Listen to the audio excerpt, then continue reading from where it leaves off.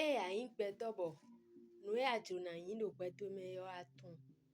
Nue ajuna wa do gbeto meyo atun. Nue ajuna do gbeto meyo atun. Boero taglu to me bo atun bo zindeji. Ayongbe tegbe o.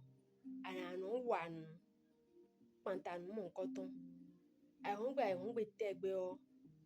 Adona no doku nu ma ukbedo to nazon wana dosi humu nuenele ba ya de doku di do mewe honkeke no hunume dagbe keke si hono hunume bueno dosi hu moali bono monwe ba we de ado tu eblowe odo azo ya do na wale wawe o ana voro kudoe bueno no nya wajije nuedo fi ahwe no ya juna nye no ya juna doi atun ana no doku ton di no akomo edon bena wachicheme kezi ona yondo por pomitore